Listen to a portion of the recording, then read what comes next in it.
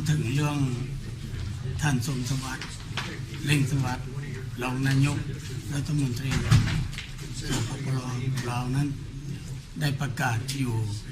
ฝรั่งเมื่อวันที่12และวันที่18อยู่นี้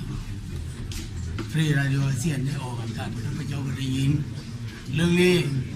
ข้าพเจ้าขอตอบว่าข้าพเจ้าเป็นนายทหารผู้หนึ่งซึ่งพระเจ้าเป็นดินได้ให้ศาลแต่งตั้งและนำยศให้ข้าพเจ้าเป็นแม่ทัพภาค2เพื่อป้องกันเขตน้ำแดนดินเอกราชชาติของเราข้าพเจ้ามีหน้าที่ป้องกันเขตน้ำแดนดินบอกว่าประเทศใดก็ตามถ้ามาดูหมิ่นประมาทเรามาเยี่ยมยามเราข้าพเจ้ามีสิทธิ์ป้องกันเรื่องนี้คงจะแม่นเรื่องอยู่เขตท่องเอกสมัย1970-71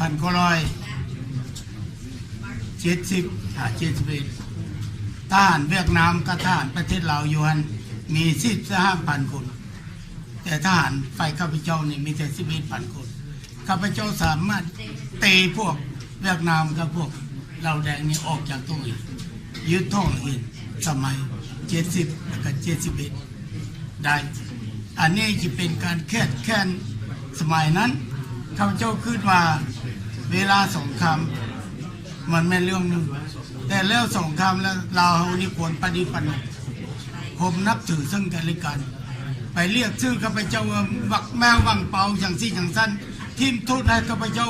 ว่าข้าพเจ้าเป็นผู้สร้างปัญหาสร้างเวรสร้างกรรมข้าพเจ้าคิดว่าเรื่องนี้โดยเหตุผลนั้นนี่การน้ำของประเทศเราเดี๋ยวนี้พวกสปป.นี่จึงบนแน่นหนา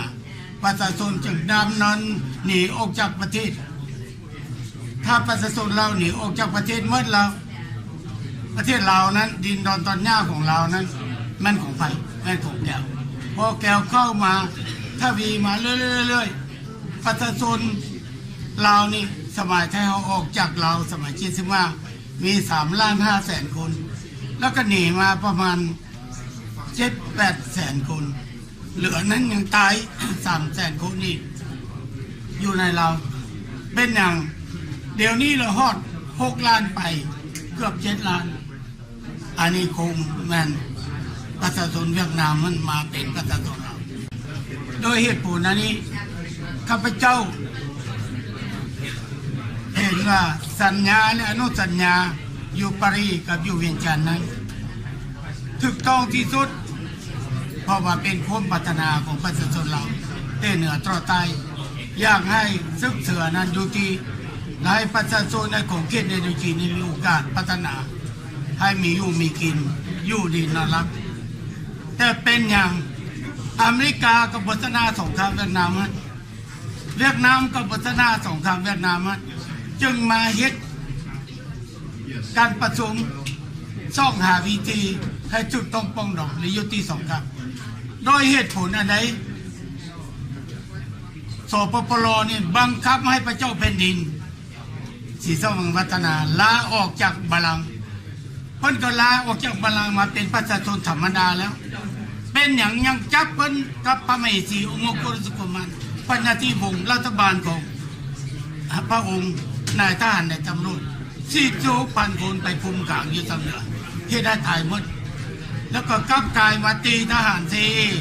ซึ่งอยู่ในฐานแถวรัฐบาล2 ฝ่ายที่ตกข้างอยู่ในเราพระเจ้าแทนที่จะตายเมื่อนี้ตายเมื่ออื่นก็ดีก่อนเขาหนีเข้าป่าเพื่อป้องกันตัวเขาเขาไม่ได้เห็นอย่างพวกเขาซึ่งเป็นผู้นำนั่นก็เห็นว่าคันอยู่ต่อไปมันจะมีการสู้รบตบตีมันโบเป็นนโยบายการส่วนของประชาชนเขาจึงตัดสินใจออกจากประเทศหรือป้าประชาชนให้ก่อหาก่อเป็นอย่างเขาจึงตบจึงตีแล้วก็ทำความวุ่นวายการพัฒนาก็บุมีโรงหมอโรงเรียน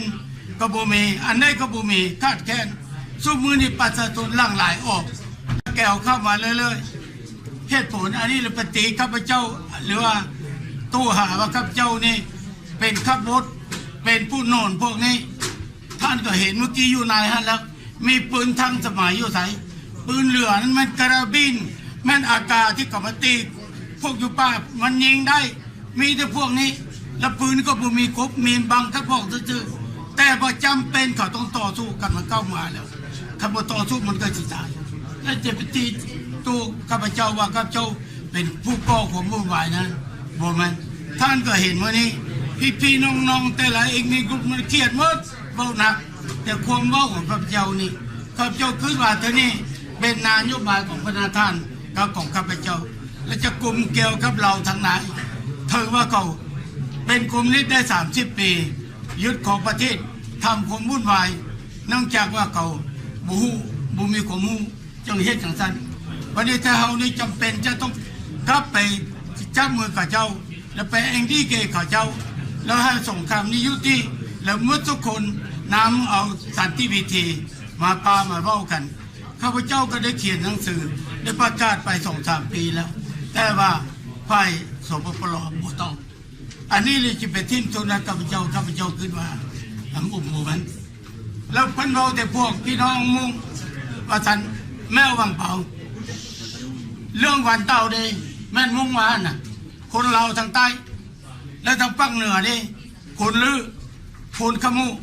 พวกนี้เป็นพวกต่อสู้และอยู่ในเขตต้านภาค2ภาค5ทางบริการทางนี้ก็แม่นประสงค์ประสานมาจากทุกเผ่าพันธุ์หมดแล้วจะไปทิ้มทนอะไรแต่พวกงงอันนี้นี่ข้าพเจ้าคิดว่าผู้นำสปปลเป็นแบบนี้บ่ก็มันจิบุสามารถคุมบ้านคุมเมืองประชาชนหนีออกเลยคือที่อยู่ในลักษณะนี้แล้วเกี่ยวกับเรื่องตัวที่ว่าอันวังมะม่วงวันนี้ที่ว่าทางเรายังปฏิเสธว่ารูปภาพต่างๆที่พวกนักข่าวเข้าไปถ่ายมาอย่าง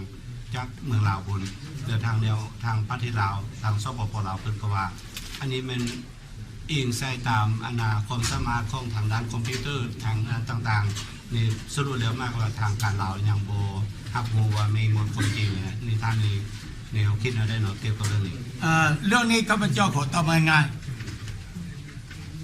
มวลชนสื่อสารอินเตอร์เนชั่นแนล BBC บ่ NFT บ่หรือว่าแคนาดาบ่ออสเตรเลียเขามานั่งอยู่นี่บ่ได้นี่เขามารับพอท่านอยู่ในวิดีโอนะว่าเขาไปฮอดใส่เขาไปเห็นหยังข้าพเจ้าบ่ต้องตอบ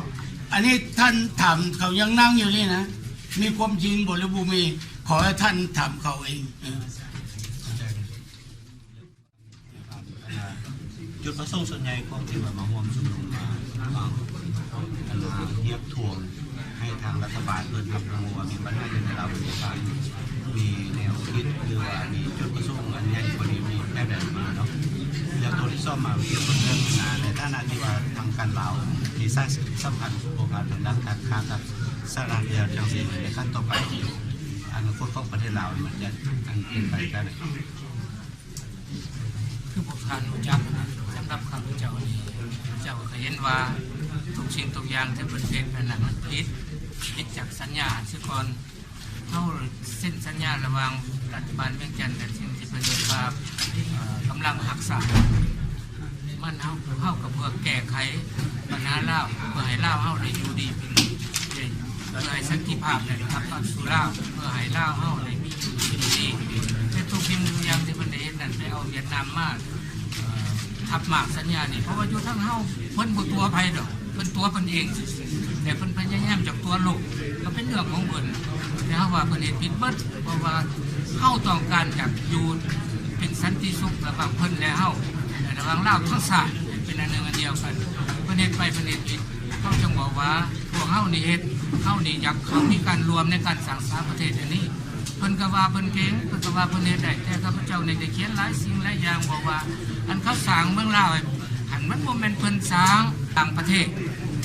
เขาได้สร้างขึ้นเพิ่นว่าเพิ่นสร้างแล้วอันสิ่งที่เพิ่นเฮ็ดอันเพิ่นเฮ็ดเพิ่นก็คุยว่าเพิ่นเฮ็ดจังซั่นจังซี่ข้าพเจ้าว่าบ่แม่นจ้าเพิ่นบ่ได้เฮ็ดที่สังดอกเพิ่นเขาเฮ็ดให้เพิ่นแต่เพิ่นน่ะมีแต่โกบโกยอันนั้นเพิ่นโกบโกยได้ก็ไปก็ฮู้จักว่าเพิ่นเจ้านายผู้เพิ่นแบกกระเป๋ามาสิบ่มีสังมาเพิ่นบอกว่าเดี๋ยวนี้เพิ่นเป็นผู้หังบ่มีบัดนั้นข้าพเจ้าบ่เป็นอีสังนำเพิ่นบ่หึงหวงอีสังเพิ่นดอกบ่หึงสาเพิ่นดอกเพิ่นมีคนเฮานี่เกิดมามันก็เอาได้ดูดังสิเอาอีสังไปตายไปแล้วบ่เอาอีสังไปนำแต่ว่าให้เชิญชวนเพิ่นให้มารวมมือกันสร้างสรรค์พัฒนาบ้านเมืองอันนี้เพราะว่าให้ลาวขาลาวมันบ่มีเกิดประโยชน์อีสังดอกพวกเวียดนามนี่เขาบ่ต้องการอีสังดอกตกจากดินลาว เล่านี้ได้เท่าไรแห่งดีเล่าตัวเล่าขากันนั้นนี่กันเท่าไรแห่งดีครับเพิ่นเดชรัฐบาลลาวเพิ่นประกาศเลยว่าเพิ่นสิให้ยกเอาประชาราษฎรลาวนี่ขึ้นมาถึงระดับ10 ล้านข้าพเจ้าโอ้ยแต่4-5 ล้านเพิ่นที่เพิ่นเว้ากันเนี่ยข้าพเจ้ายังบ่รับรู้เลยนะส่วนหลายมันเป็นแก้วแล้วข้าพเจ้าก็บอกสั่นให้เห็นที่จะพูพวกรับตาเว้าดอกข้าพเจ้าเคยเว้าพวกนี้หูหน้าตาบอดนะบ่ยอมรับความจริงนะ